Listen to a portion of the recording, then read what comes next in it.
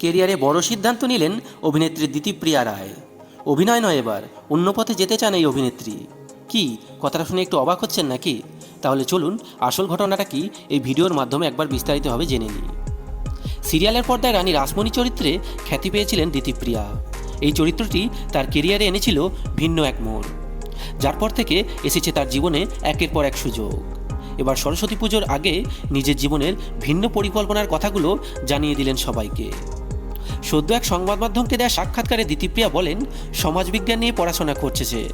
এখন সে মাস্টার্সের ছাত্রী। ভবিষ্যতে অ্যাক্টিভিস্ট হওয়ার ইচ্ছা আছে তার। আর তার এই সাক্ষাৎকার ভাইরাল হতেই সকলের মনে প্রশ্ন জাগে, তবে কি অভিনয় ছেড়ে দিচ্ছেন দিতিপ্রিয়া?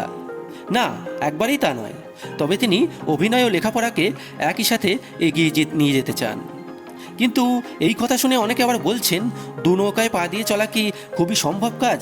কারণ 15 থেকে 16 ঘন্টা শুটিং ফ্লোরে থাকতে হয় তাকে। আবার তার মধ্যে রয়েছে প্রচুর ব্যস্ততা। এর সঙ্গে বিভিন্ন শো থেকে শুরু করে অনেক জায়গায় অনুষ্ঠানে যাওয়ার বিষয়গুলো তো আছেই। তাতে কিভাবে তিনি লেখাপড়া করবেন? তবে সবই যে একসঙ্গে করা সম্ভব সেটাও দিতিপ্রিয়া জানিয়ে দিয়েছেন। তিনি বলেছেন, তিনি প্রথম থেকেই পড়াশোনা অভিনয় সমানভাবে করে চলেছেন।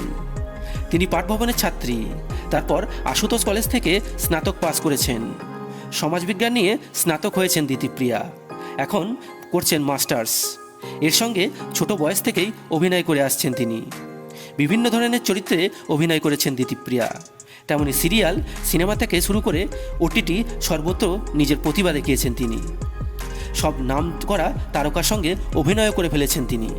এখন অভিনেত্রী হিসেবে নাম করার পরও পড়াশোনা করে চলেছেন তিনি মন দিয়ে। আর ভবিষ্যতে তিনি অভিনয়ের পাশাপাশি একজন বড় অ্যাক্টিভিস্ট হতে চান।